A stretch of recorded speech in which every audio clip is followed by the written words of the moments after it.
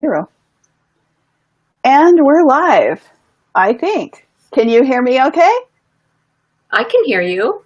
Okay, and hopefully the people on the other end can hear us too. It says we're live. Let's give it a second and just make sure that we really are. And we are. It just popped up that we are live now. So Okay. hopefully the sound is good, that you can hear, and I can hear you, so we're good? Good. Okay. So shall we get this party started? We shall. Okay. Hello, and welcome to the eCommerce show. We're so excited to have you here, and would love for you to say hi in the comments and tell us where you're tuning in from today. Oh, Athena, I'm so happy you're here. Yay. So our people from the eCommerce show have found us. We're starting to get a few comments in the sidebar, so that's good. Good. So yeah, we're excited to be broadcasting here. So for those of you that are new and we haven't met yet, I'm Becky J. Anderson. I'm a product-based business coach at BeckyJAnderson.com and the host of the eCommerce show here, a weekly show held every Tuesday at 1 p.m. Eastern. And I work with entrepreneurs with products that want to master their marketing, achieve more sales, and create a brand that's a real product-based business on a daily basis. And I am so excited to welcome Theresa Whisenand here on the eCommerce show. As you all know, Brandon's business is growing so quickly, and he is so busy that I'm going to be filling in for a while here solo and having guests here and talking about various things here. And today we have Theresa. So Theresa, do you want to introduce yourself and tell them who you are? Sure. Hi, Becky. I'm glad to be here. My name's Theresa Whisenand. I own a company called Bohemian Coffee Club. It's a coffee and inspirational subscription box company that loves creatives. We also feel very strongly about the need for organ donation awareness, and we support organ donation awareness through coffee sales. We provide inspiration, motivation, and education to creatives and more on a daily basis. You're on a daily basis too. On a daily basis, yes. Yay. Well, I'm so excited to have you on the show, Theresa, because you have been working so hard on getting your business launched. I know you've been working on it like a year, and the time has come. You are ready to roll. Oh my God, I think it's been over a year. I know it's been over a year. Yes. Yeah. Yes. So today on the show, we're talking all about starting an e-commerce business. And since you have a new business, you are the perfect person to talk about this. I'm in the hot seat. Yeah, you are. So tell us, what kind of business are you launching for those that haven't heard yet? I am launching a coffee subscription business, but it has a twist. It is a coffee subscription business that loves and supports creatives, and we show our love and support for creatives in many ways. And I'll get into that a little more later on in the show. But we are a coffee subscription box company.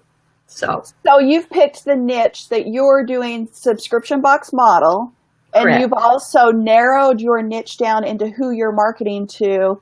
You're marketing to the coffee lover? I'm marketing to the coffee connoisseur. I don't like to call them coffee snobs because I think that has a negative connotation. Right.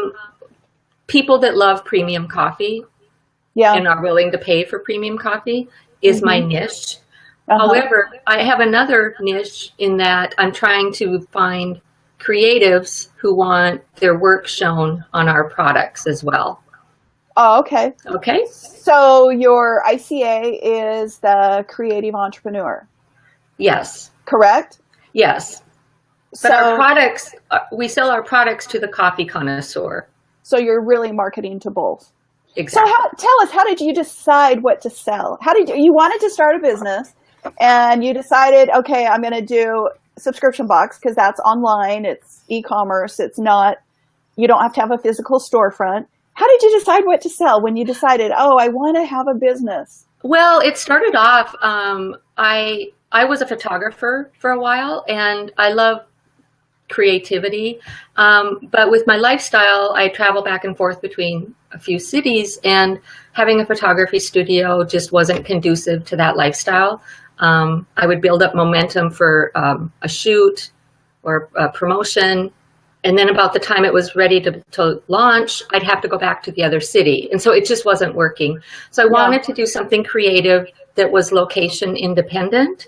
Mm-hmm. And so I started out doing a blog, a coffee blog.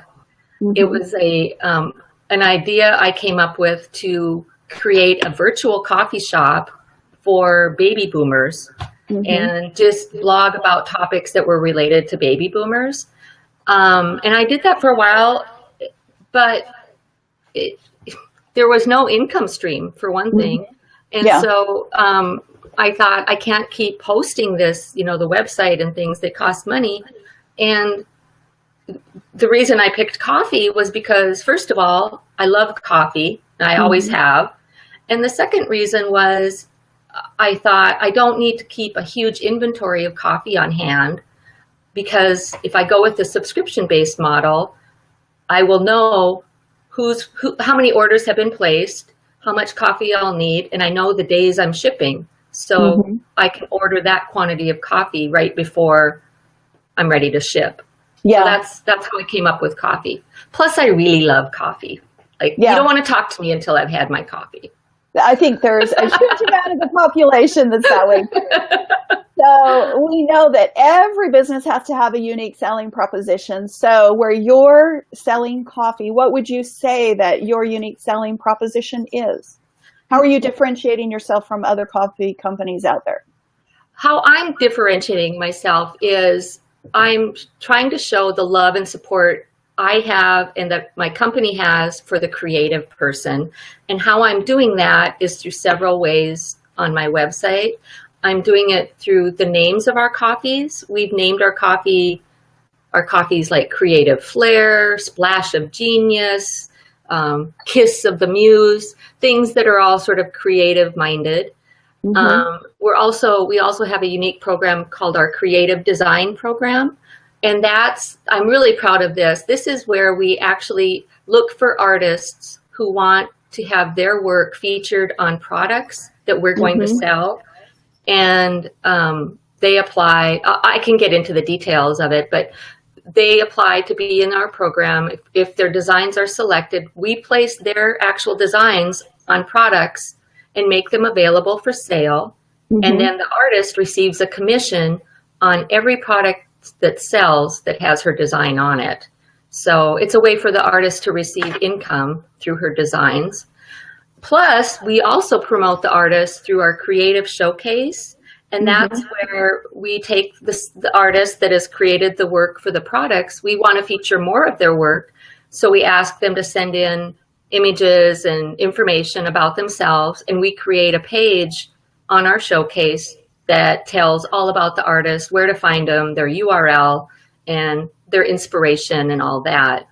And we also include in our subscription boxes, we're calling them artist information cards. And so if for every product that the artist has designed, we put an information card into the subscription box telling a little bit more about the artist. And lastly, we promote the artist through our social media. We push out and post images of their work, and we feature them on in our live show. We may invite them as guests and whatnot. So really try to show our love and support for the creatives. And I know creatives love coffee, and so I'm trying to give back to them.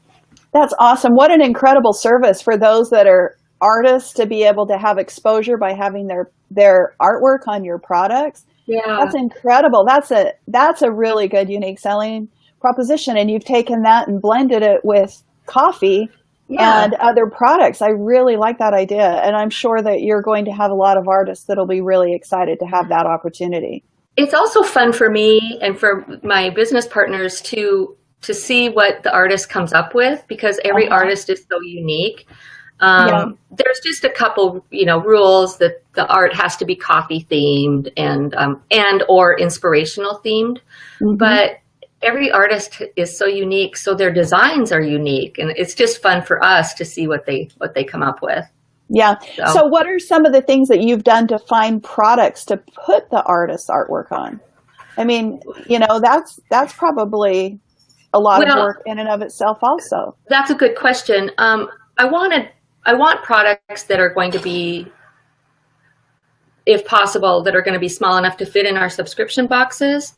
Mm-hmm. But I also want products that coffee lovers would love, like that they would love to have in their home or their office. So I'm coming up with product ideas like pillows and tote bags, journals, notebooks, pillows, a lot of pillows. Mm-hmm. Those are kind of fun. Gifty items, quotes that are framed quotes that people can put up in their coffee bars or what have you. So I've been doing a lot of research on Pinterest and on the web, and just kind of looking around and seeing, what kind of products would work for us. So, and then finding manufacturers that can do those for you. Yes. Yeah, that's been a bit harder getting the manufacturers, but I'm getting there. I'm sure you've probably gone to some trade shows looking. I have. I went to the ASD show with you in Las Vegas a couple weeks ago, and then and that was really helpful. And I'm trying to think how I found Marco. I think I told you that one. Yeah, I think so.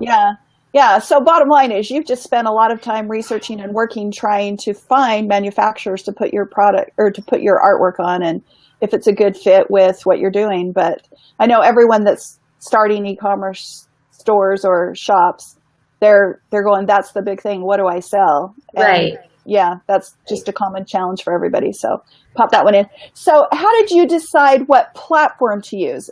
So for those that are watching, are you using Shopify? Are you using WordPress? What are you using, and how did you decide what to use? I am using WordPress, and the reason I went with WordPress was because I had a website for my photography business prior to this, and so I had some experience with WordPress. In hindsight, I wished I'd gone with Shopify, because what I'm hearing is it's a lot easier to integrate with other platforms as well. But I didn't, and I'm comfortable with WordPress, and it can do a lot. Mm-hmm. I use WordPress and WooCommerce for my store, and so I'm getting there. Yeah, well, good. Yeah. So are you using social media to market? I know marketing when you have a new business can be a challenge, and it's getting out there. So what are you doing to market, and what social media platforms are you using? You do have to use social media to market. I'm using primarily Facebook. I have a Facebook group, Bohemian Coffee Club, and I use Pinterest, I use Instagram, and I use Twitter. And Twitter, to me, maybe I don't understand it that well, but I use it. But my three main ones are Facebook, Pinterest, and Instagram. So, and that marketing can take a lot of time if you don't plan it out right. So, it can. I've learned over the years working with product-based people, and I think the same is holding true for you. Facebook is always the number one social media platform with the most traffic driving to your websites. Right. Everybody's on it. And then Pinterest is number two. And I know that's holding true for you too. It is, which surprises me. Yes, it is. So I say to people, you've got to have Google Analytics so you know where your traffic's coming, because there are so many choices on social media options out there. But really, if you become the master of the top 2 or 3 where your traffic's coming from, and I know a lot of people are spending a lot of time on Instagram, but if you really dig into it and go down to the granularity of your analytics, Instagram's not driving a lot of traffic and revenue. I think people are just on there and they like it and they're looking, but I would suggest for those folks out there to check your analytics and make sure that you're not spending too much time on the platforms that are not bringing you traffic and revenue. One platform that I've been reading a lot about is Snapchat. Mm-hmm. And I'm from the generation that didn't have this type of social media. So Snapchat to me is just bizarre, but I get it. I mean, for the younger people, it's all over the place. And I know that Snapchat is driving a lot of sales for some companies. So I'm just not using it. I think because I'm not comfortable with it. Snapchat is the new up and coming kid on the block. And I'll tell you, there's a few people that are doing it really, really well. Right. For those of you that are on Snapchat, there's a guy by the name of Chocolate Johnny. I don't know if you're aware of him or if you're following him or not, but he lives in Sydney, Australia. He has a chocolate company and he does Snapchat on a daily basis. He starts in the morning. He gets up in the morning and goes on his morning walk on the beach. He takes Snapchat with him and he talks and shows you the beach and the Sydney Harbor and the sunrise. And then he goes through his workday and shows all the behind the scenes of here's the factory and this is what we're making today. And then he'll go out in the lobby and here's who's in our store today. And Snapchat has literally helped make him a global company because now people are ordering his chocolate from all over the world. But he's done a lot to get out there and promote his Snapchat so that people can find him. See, and I know go ahead. I'm sorry. He's really big on live streaming as well. And so if you're on the platforms, you have to drive the traffic so people know you're there. It's delivering the good content on the platforms and then being discoverable. I think that that's what's holding me back from Snapchat is I don't understand it. Yeah. And I've got so much other stuff that I have to know and learn that it's sort of on my back burner. But I do hear a lot about Snapchat and that it works really well. Yeah. I'm on Snapchat because the grandkids taught me how to get on it. And I literally lay in bed at night and go through all the people I follow on Snapchat and just look at their stuff. I'm not super active on there, but I have a pretty big following on there because I got on it really early. But it's hilarious. My 10-year-old grandson's the one that taught me how to do it. Really? Maybe you'll have to teach me because I don't know how to do it. I just don't.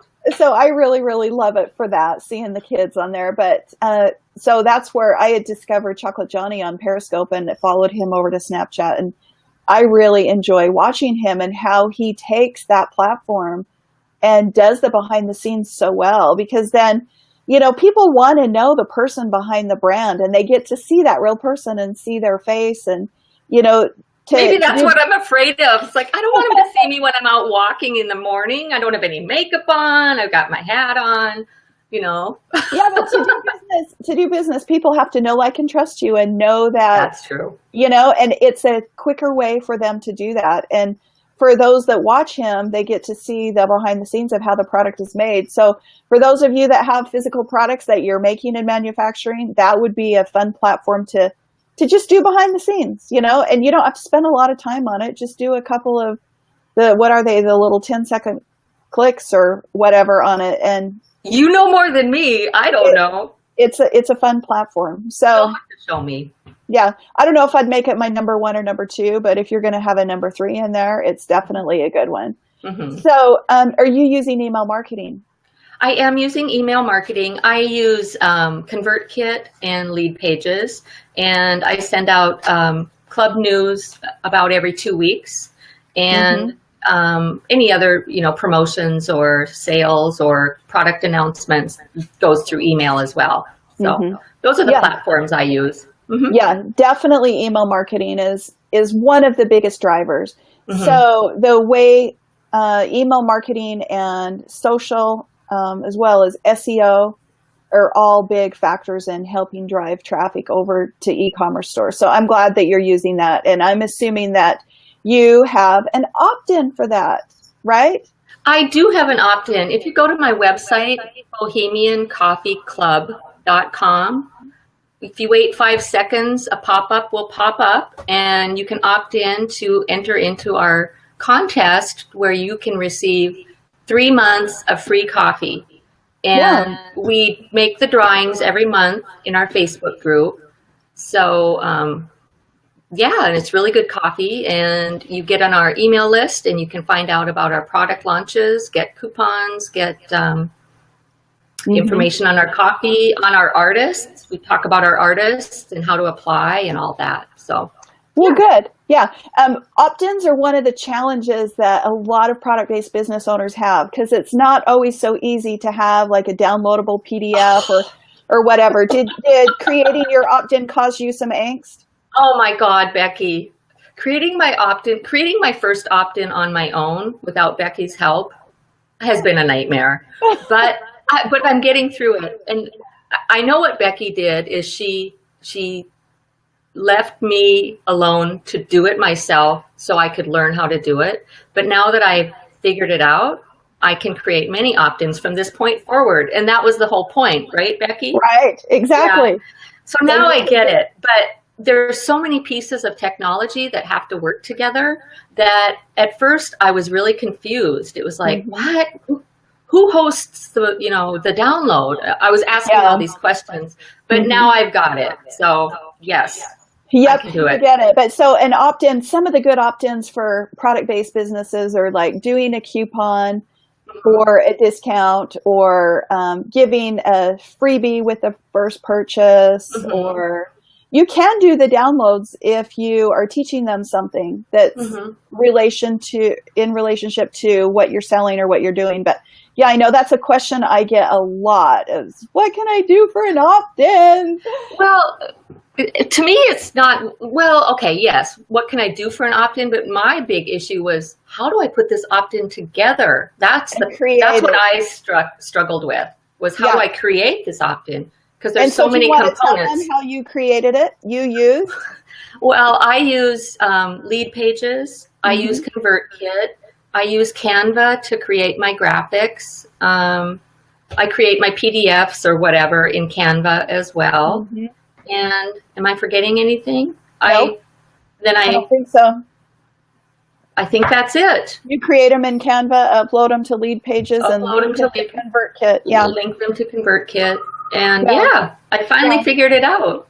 So yeah, that's good. So whatever platform you're using, it's pretty easy to link your opt-in to it. It's just, I think the biggest challenge for most is like, what do I do for an opt-in? And I know a lot of people are starting to do videos too for opt-ins, like videos explaining more of whatever it is they're trying to sell or whatever problem they're trying to solve. Just doing short videos too. So. Yeah. Are you using any affiliate marketing at all? You know what? I'm not yet. I plan to in the future, the near future, but I do not have it set up yet. But it's on my to-do list, and I'm going to do it. So affiliate marketing is definitely something that, as a product, you want to do if you can, because you're getting everybody else's audience over to yours, and then they're being rewarded. And like you and I have had the discussion, for those that are watching, you don't necessarily have to pay them money, the affiliates. You can give them credit in your store for your products. So then you have a better margin. If you figure out what your cost is on that product versus what the retail value is, they're really getting the retail value. So they're getting much more than what you're paying. So giving store credit is a great way to pay affiliates. And I would suggest that everybody look into that, because it's a great way to market your business and drive more traffic. I agree. I do have one question though on I don't know if it's affiliate related or not, but affiliates are different than referrals. Is that correct? Well, they use the same wording. A lot of them do. So affiliate marketing is really referral marketing. Someone's going to sign up to be an affiliate for you, and they're going to go share content about your product or something about your product, whether it be, just the straight up photo of the product and ask, or they do an article on how to use your product and they share it, or they can do ads or whatever. But there's tracking software that tracks what they referred to you. That's where the referral comes in a lot. People will call it referral marketing.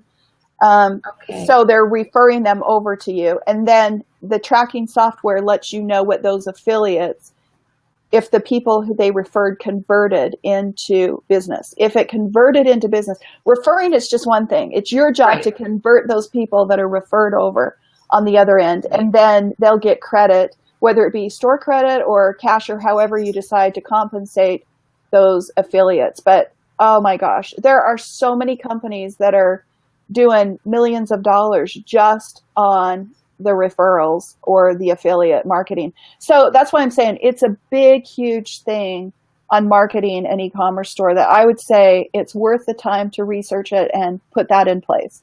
I was of the understanding that an affiliate was someone who, quote, sold your product like on a consistent basis, like ongoing. No, an affiliate is one that will go talk about your product to their list or their people, Audience. their friends, their contacts. So whether it be on social media, through email marketing, or through blogging, typically those are the ways that it's done. They'll go talk about it, and then there'll be a link. There'll be a link that has a cookie in it, so it can track those cookies of the people that come over. So say I'm an affiliate and I'm writing a blog and I'm going to talk about coffee and how your coffee gets me through working on my creative business. Coffee is fabulous, you mean? Right, absolutely. And then I'll have a link built in that, and they'll click over and they'll check out your coffee. Now you have a cookie of the person who's read that blog and checked you out. If that person converts to a customer, then your tracking software will let that person who referred them know that, hey, one of your people that read your blog and read about the coffee, they went over and purchased. So then there will be a little dashboard in that tracking software, so those people that refer them will know. Now, I know you're working on it. You're using Referral Candy, right? Right. We're actually just, I think it's just getting installed today. So would you say Referral Candy is an affiliate program? Well, it'll track your referrals or your affiliates. Yes. Okay. When I had my business, I used Post Affiliate Pro, and people had to physically go sign up, and then it would give them a number, and then they could go put that number in social media, in email, in blogging, however they wanted to share it. And then they could sign into the back office of my affiliate software, and they could see how many people had been referred, how many people had clicked over, and how many people had purchased. So then they knew, because it goes back to that old adage, you can't manage what you don't measure. They would be able to say, what's getting the most traffic from what I'm doing to refer? Because there's lots of ways to refer people. They just put that tracking code in with a link, and then it will take them over to your website or wherever you want those affiliates to go to get educated on your product to purchase it. I'm glad you explained that to me. I was misinformed then, because I thought referrals were one thing and affiliates were a separate, but it sounds like they are kind of one in the same. One in the same. Yeah, it's just the verbiage that you use to do it. But I'm telling you, I know companies that are doing huge. My son-in-law works for an e-commerce company in Dallas, and it's a multiple $1 million brand, and it's actually $100 million brand. Wow. And it is all just e-commerce and affiliate marketing. Wow. And so they've gone out and found bloggers and people like that to just talk about the product. So you think about it. If you got 10 bloggers, now all of a sudden it's not just your audience, it's those 10 people's audience who get to. So if you think about it, for people that really understand affiliate marketing, when you're reading different blogs and stuff for the people that are professional bloggers and that's what they do for a living, almost every post they do will have some sort of affiliate marketing in it. So, for example, there's a blog I read all the time. On Mondays, she does what apps I'm using on my iPhone. Well, then she'll have links to apps that you pay to download, and she will get paid for that. Then she'll talk about, in another blog post, things I'm using in my office and what I'm loving. And there'll be a link for the desk she has, and it'll have a link to the company that you buy that desk from. And when they take you over to those links, 99% of the time they're going to be affiliate links. Well, I wonder if there's anyone out there that would want to be an affiliate for Bohemian Coffee Club. They could talk about. There might be a lot. There might be a lot. That's probably one of the next big projects we need to get moving on yours, because affiliate marketing is great. And you look at even the people that do services. When you see people talk about it. So, for example, B School. When B School comes out, you see all the people talking about it. Yeah. They're getting paid to do that. And when you use their link to click over. So it's the same difference with products, with whatever. Amazon's great for affiliate marketing. A lot of people will sign up to be, associates on Amazon, and they'll get paid. But yeah, it's the same type thing, only just on a different level. So I would suggest that that's something that you will want to definitely do. My next big project. Yeah. They just keep coming. They do. They don't seem to stop. So it's exciting though. So what have been your biggest challenges in getting your business up and going? Oh, that's a good question, Becky. It has been challenging. And I think my biggest challenge was when I first launched, I did what I call a soft launch. I just sort of put myself out there, opened up the store, didn't make a big, announcement on social media. I just made myself known. I think what happened with me was I hadn't defined my niche well enough. I think that when I first launched, people would come to my website and they were confused. It was like, is this a coffee company or is this an artist blog or art website? And so they were confused. And as a result, nothing converted. I mean, I had a lot of traffic to my website, but nothing converted. And so I had to take a step back and pivot, if you will, and refocus. So I narrowed down my niche, and I'm currently making a few tweaks to the website, changed up my creative showcase program just a bit, and now I'm ready to go. So, but it was challenging because I thought I had everything in place and I understood what it was about, but my audience wasn't understanding. So it was confusion on their part, and I should have, looked at it from their perspective. But I've got it down now, and I'm ready to go. So the riches are in the niches, and you find that time and time again. The more you narrow down and focus, it's like all of your social media posts, all of your email, all of your communication and correspondence is addressing, like, that person is literally sitting in front of you, and that's what they want and need to hear. Right. And I know a lot of entrepreneurs really struggle with narrowing because they think, oh, the wider my niche is, the more I can sell, but that's not the case. Well, and another mistake I made was asking too many people for advice, because I was struggling, and, I've worked with you, Becky, and we came up with an idea of what to do. But then I would talk to some good friends of mine, and they would say, well, why are you narrowing it down? I mean, everyone loves coffee. And so I had to just sort of tune them out and realize, Theresa, listen to your instincts, go with what you know. And I'm glad I did. So, yeah. So I'm excited for you to get going. Are there any other challenges or things that you've had to work on?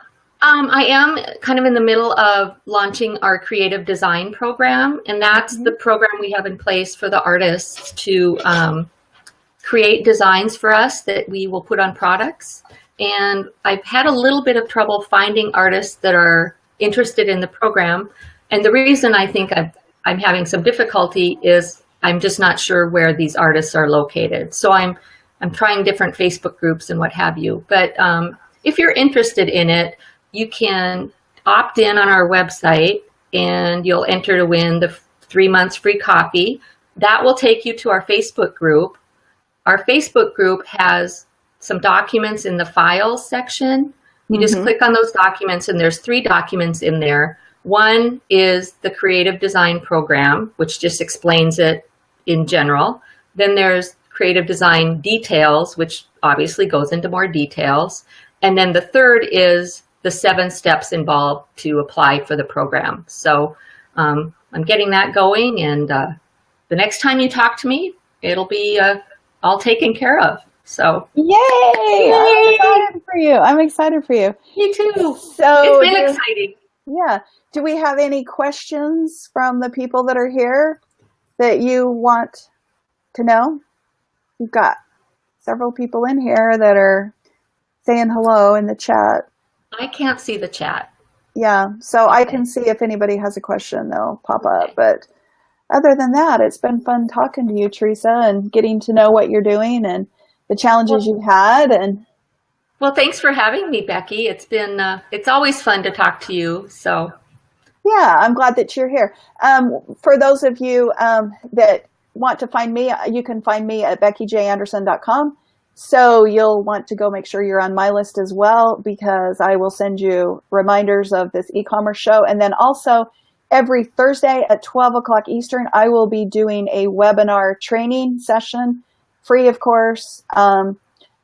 This Thursday, we're doing the first one. I'm going to be talking about how to build a brand, and I'll have a PowerPoint you can download every week with lots of free training. So I'm excited to get that going. So make sure that you all go sign up for my list and for Teresa's, and let's watch and celebrate her business getting launched. And that's bohemiancoffeeclub.com. Yeah. Somebody just asked the question, what is the best way to drive traffic to your site? I make jewelry and I'm primarily selling on Etsy and Amazon. The way to drive traffic to your website is primarily social media, or direct marketing, which would be people that opt in and you do email. I would say another big one would be SEO on your website or your blog that will drive them with the keywords. I know Teresa's spending a lot of time doing that. Yes. I would say affiliate marketing would be another one. Those are probably the primary drivers. And then the big one is ads. And I know a lot of people are afraid to do ads. Amazon has the pay-per-click that are really good. You don't pay unless they click through. And the way that you do that is to just continually be changing your keywords. I know Etsy does a lot of that, but my husband's having great success on Amazon. I know we're just getting Theresa listed on Amazon as well. I know Etsy runs similar, but I'm a firm believer you need 5 buckets to be selling, not just your website, but you need to have 5 other buckets, and it's getting diversified so that you don't have traffic just that one way. But getting traffic is a lot of work, and that's the big thing. But those are the 5 key drivers that will drive traffic. You know what else is a lot of work for these, for at least for me, and I'm sure for other small business owners, is with the 5 buckets, you have to know the 5 platforms. So you have to, there's so much information you have to know. It can become overwhelming. Yeah, and you don't have to do it all overnight. You start with one and then you branch in, and you never know. It's like you don't want to have all your eggs in one basket. You can get kicked off Amazon, you can get kicked off Etsy. So honestly, having your own website, even if it's just a 1 or 2 page where you can build the traffic, because you can take that content that you're putting out there and you can put it on your website and they can go there first. What if these social media platforms go away? And we've seen lots of them go away. Right. Blab is a perfect example. Brandon and I had so many shows in that Blab library, and they're gone, and it just went away and we didn't know. So you want to do that. They said, what platform do you recommend for a standalone website? I would say my number 1 recommendation is Shopify, just because it's so easy and the SEO is so easy, and there's so many apps that you can add to it. Yeah, I do wish I'd used Shopify, but I'm WordPress, and I'm okay with WordPress though too. I would have found you before I would have talked you into Shopify, but you know what? You would have doing a few things. Yeah, but that's what you have. But there's a lot of other good ones too. Weebly's another good one. The drop and drag, you can build it. Squarespace has, there's lots of different ones you can use. But I would say the one that you can really, do on your own, you don't have to be super tech savvy, is Shopify. Yeah. There's just so much there. And I know a lot of people in the eCommerce show are using Shopify. So Danielle says, what budget should you spend on Facebook ads, and should you advertise in a 20-mile radius? If you're local, it depends on what you have. Facebook, the granularity of the Facebook ads is so incredible of what you can drill down to. The big key thing in figuring out what to spend is how much margin do you have in your product, and what is your cost of conversion? So it's like, what is it costing you? How many people are clicking, or what is it costing for your ad? But I say you take a certain percentage if it's built into your margin, and the more you make, the more you spend. It's all a numbers game. You mean the more you spend on ads? The more you make, the more you spend on ads? Is that what you mean? Okay. Yes. So like if you're making, so I've got a client who literally, he's probably spending $500 a day on ads. But do you want to know something? He's making like $10,000 or $12,000 a day on his Shopify store. So if you reverse engineer it and you go, $500 is not a whole lot to spend. And when I started working with him, he was doing about $25 a day. We've worked at cranking it up based on as his sales increase and what his margin is. because you can just turn it up. But on the flip side, you don't want to be afraid to start somewhere. You can start as low as a couple dollars a day or $10 a day. You have to start, and then you test it and you go, how much traffic am I getting and what is my conversion? Because it's not just getting people there. You have to be able to convert them once they get to your website. So you've got to have all those things in place. You want to capture their email. You want to be able to get that information. So yeah, ads are definitely the number one driver for traffic, but there's a lot of the other free ones that I told you about. I think their ads can be scary though too, because they're expensive, and if you're not targeting the right people. Yeah. So Becky Wagner says she's using WordPress and WooCommerce too, and she has lots of plugins. So see, Theresa, you're good. And then she also says a seller in one of her groups spends $1,000 a day, $200K a year on ads. Yep. And you know what? I bet that person is making, $1 million plus. So it is just a numbers game. You can't be afraid, and you just have to build it in. When my business was up there doing 25 million a year, I took 4 to 5% of everything the company did every year and put back into my marketing, my paid marketing efforts. So it's just, you have to find that number that works for you, and you have to say, what is it? Or you build it into your margin so that you allow yourself to have a little bit of marketing. Or you can go the slower route and not do the paid marketing. But I'm telling you, once you turn that paid marketing on, it's amazing. I know when my husband turned it on his Amazon products, it just really cranked his sales up. Well, what do you do for someone in my position that just is launching? I mean, how do you know how much to spend? That's where you just kind of have to figure out and say, what am I going to spend a day? Is it going to be 20, 30, 40, 50? You have to go, what are you comfortable with?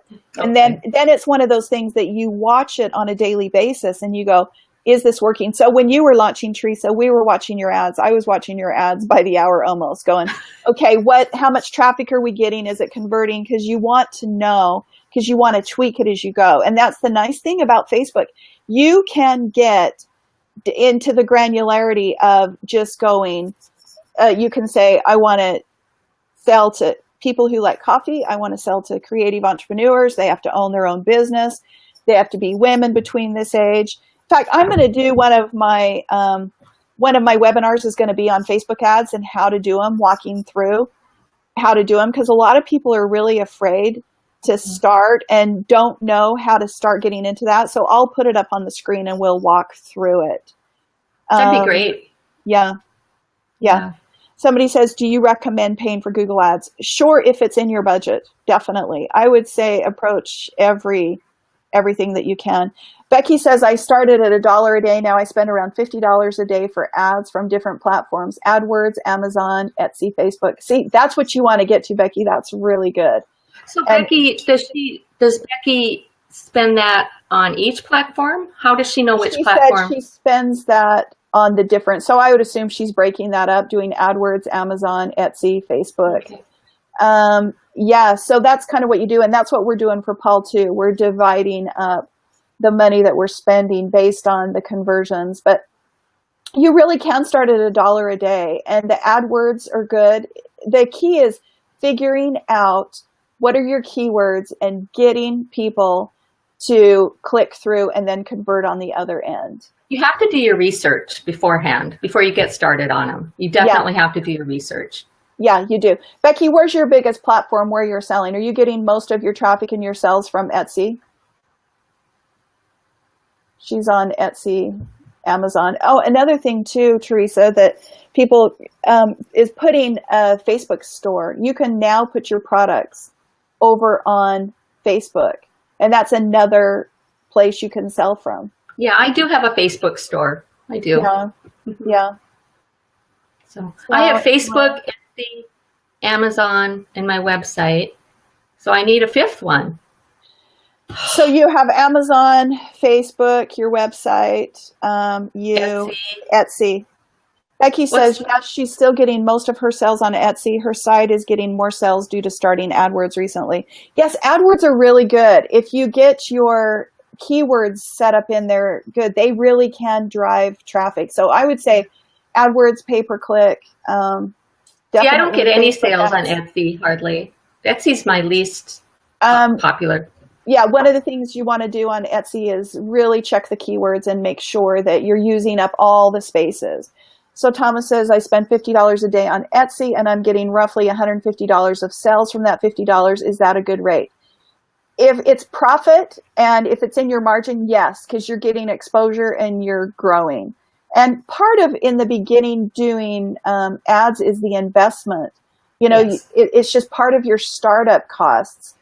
So yeah, it's $150 in sales you wouldn't have. So I would look at it that way. So that $50 isn't bad. You want to get to the point though where you can, as long as your margin's really good, that's good. So it's whatever your cost is on that product. You kind of back into it and figure out. Becky says, AdWords is great with keywords. If my keywords weren't great, they came back and said to use others and would give me a better return. Yeah. See, that's one of the things we need to get set up for you right away too, Theresa, is the AdWords. Yes. So yeah, it is. I'm telling you, the advertising and figuring out all these platforms and how to do the ads. That's the hardest part. Yeah. And it's the part that you want to continually be learning and tweaking and improving, because it does drive. And I know that my clients, and with Paul also, it's like you watch it on a daily basis. Yes. Now there's services you can do that will do it for you, but they're expensive. And it's like, if you're going to be an entrepreneur and have your website, you might as well get the ads and figure it out too. Becky also says, then I figure I can use those words for other platforms, especially with Amazon. Yes, you can. And Becky, one of the things that I like to tell my clients that I work with on Amazon, and I've told you this story, Theresa, Amazon is like, okay, you walk in Target and it's the invisible Target, okay? Everything in there is completely empty. The shelves are invisible. And so you have to look at Amazon that way. And this is the big mistake that a lot of people that are on Amazon are making. They just put their product up there and then they don't put all the keywords, and you're allowed so many spaces. Like, is it 200 words or 200 spaces or something? You want to use up every stinking one of those, because as you go in, it's like you go into the Target, and as you put those keywords, all of a sudden those things become visible. So yes. For people that are searching, they're on Amazon, they're going there to buy something and they're going to search. So those keywords are really, really, really important. Yes. And so I would say the keywords you're having success with on Amazon, I would assume you would have them on others too. So then Becky says, then I figure I can use it. Okay. So then Thomas says, can you direct me somewhere to learn more about your services and pricing structure? Love the live feed. Thomas, you can find me at beckyjanderson.com and it will explain there, or you can shoot me an email, info@beckyjanderson.com. And Becky says, yep. And Thomas says, thanks. Doesn't anyone want to know where I am? Theresa at Bohemian Coffee Club. .com. Yep, .com. So I'm telling you, we need to do a show on ads and how to do them and the different platforms to do them, because it's amazing. So I'll tell you one quick story before we wrap up. So I was in a seminar with, and I've told you this, Theresa, an Amazon seminar, and they were talking about a lady who had 60,000 ankle bracelets, and she could not sell them. And she sat on them forever and ever and ever, and she was trying to get rid of them. And she had them up on Amazon, and she had them on her website. She had them everywhere. And this goes to show you the riches are in the niches, and you dig down into the granularity of these ads. So she added to her ankle bracelet the word swinger, because apparently swingers wear an ankle bracelet on one side if they're available or whatever. I don't know. I'm not a swinger. I don't know anything about it. I just heard the story. But it's a hilarious story. So the bottom line is when she added that word to her ankle bracelet, they sold out like that. Isn't that funny? And she was trying to get out of the business because she had all that inventory she sat on for years and she couldn't sell it. But as soon as she put that word into her Amazon thing, she sold out, and now she's ordering more and more and in the ankle bracelet and selling to swingers. So not only did I not know that swingers wore ankle bracelets, I didn't know that one word could make such a difference. Yeah, and let me tell you guys, this is a little hack that I do all the time on finding keywords. So what you want to do is you want to find a competitor that's kind of in the same space, okay? And then go to Alexa or go to is it the REM? True. Do you remember that website I gave? SEM Rush. SEM Rush. Go to semrush.com. You plug in that competitor's name, okay? And then it will go down and it will tell you what keywords are driving people to their website. Okay, and same thing with Alexa. You can go to Alexa and it will tell you the keywords that those people are using. So then you can put those keywords in, and no one can see the keywords you're using on Amazon and Etsy and those type things. They don't know. So you can literally put those keywords that are driving people to those competitor websites into your ads. And sometimes it's words you would not even think about. I have a client who is an artist, and we started researching competitors, and we found that the word mermaid was driving a lot of people to art websites because right now mermaid pillows, mermaid prints, the colors in mermaid, the blues, the greens are really, really popular. And so then it's like, add that word to her products, and it's amazing what it does to drive the traffic up. So it's all doing the detective work in finding those keywords too. So I had to do that with coffee because coffee is such a generic word. I really had to dig down to find some unique keywords to describe my product because I mean, my competitors are like the Starbucks, the Driftaway, the big companies. And so I just had to keep digging and find some unique keywords for my business. Yeah, it's amazing once you start digging into the granularity of that. So Sherry says, how often do you change keywords in Amazon? I say as long as you're continually growing in sales, just keep an eye on it. But at least every 6 weeks, add a few new words. You can figure out kind of what's driving traffic, what's not, and get rid of the ones that aren't.